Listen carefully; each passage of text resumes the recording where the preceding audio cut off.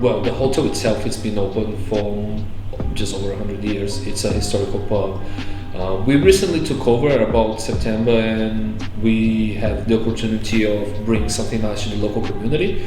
We focus on good pub classics with a little bit of a twist. I worked many years in a very famous Asian restaurant, and I also worked for a very famous Greek celebrity chef of Melbourne. And I'm just able to bring some of that influence into here. And yeah, hopefully once the pandemic's over, we can receive you guys here. We have plenty of open living space. We have a nice beer garden. We have a nice balcony, and also you can take the Buffy train and just stop here for a pot of craft beer and some delicious food.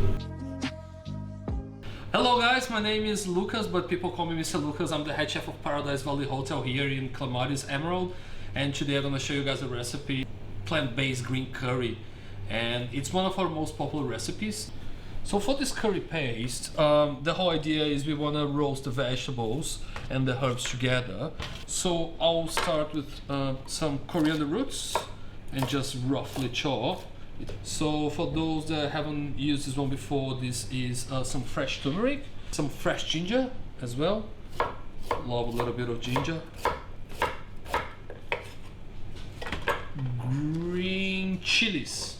I think the amount of heat can be determined for the amount of seeds that you leave on. So for a bit more of a mild experience, I would remove some of the seeds. So maybe half of them I'm gonna de-seed, and the other half I'm gonna leave the seeds on. Half of the chilies are seeded, half of them are de-seeded. I do have some peeled garlic, about a full head, and I do have some shallots. Last but not least, we're gonna use some lemongrass. So when using the lemongrass, I'm gonna separate the top and the bottom. For this preparation, I'm gonna use the inside part, and I'm just gonna chop as small as I can. So when it goes through the blender, it just blends easier and smoother. Kaffir lime leaves. So I'm gonna separate about 8 good leaves, and I'm gonna leave some for when we start cooking the curry. So now that I have this beautiful tray, you can even see all these colors are like kind of beautiful the way it is now. Imagine when that's like roasted and slowly caramelized. A little bit of oil is just gonna help conduct the heat in the oven. And I'm gonna put that for about 20 minutes at 160 degrees, and we're gonna be back shortly.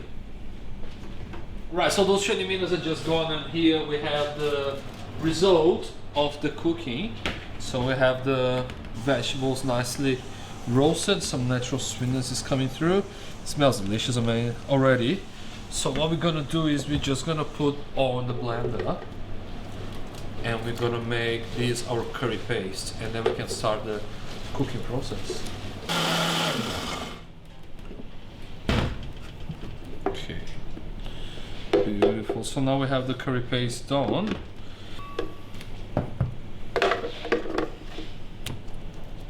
So for prepping the curry, we're gonna use a heavy base pan and like moderate, medium to high heat. And we're gonna use both coconut cream and coconut milk for this preparation. The idea is we have about like 250 ml of cream to like 500 ml of milk. And in Thailand, a very traditional way of starting a curry is you put some oil on the pan, and then you put the main herb that you're gonna like highlight the flavor in here. Remember, we kept some of these very nice kaffir lime leaves, so that's gonna be the highlighting note in our green curry. Okay, we want to get to a point where we call split cream, so we're going to split this coconut cream. So see how you start having this beautiful looking consistency of like a scrambled egg whites on a hipster cafe of Melbourne. That's when you know that the cream is getting split. You can see the oils coming out and the solid starting to caramelize, and in a sense of smell, you can smell like that nutty flavor of the coconut coming, and that's when we're going to start cooking the paste.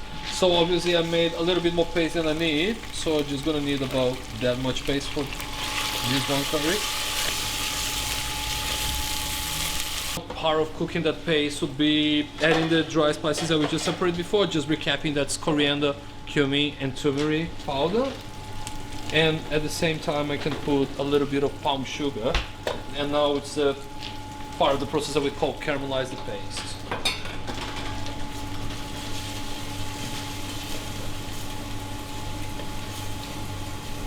So now that the paste is all caramelized, we're just gonna add our coconut milk. Vegan version of fish sauce, which is pretty much made of soybeans, but it gives you that nice fermented extra salty taste into it, so it tastes like as similar as fish sauce as possible without harming any animals. And it's just like such a great dish to have on the menu to please the vegetarian crowd. Okay, so now our curry is like pretty much done, and now we just have like a little bit of raw vegetables here. We have some zucchini, some carrots, some cauliflower, and some Chinese broccoli, and we're just gonna like poach them on this curry sauce slowly. Okay, so we have some jasmine rice here to be served together with the curry, and the way we like to serve here at Paradise is we just get that nice curry into the bowl. And look at those wedges, nice and moist.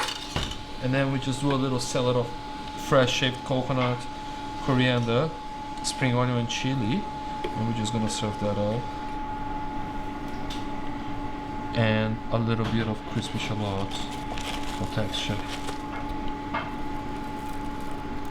And this is our plant-based green curry with jasmine rice. I hope you guys enjoyed this, man. And make sure you subscribe and press the like button. Thank you.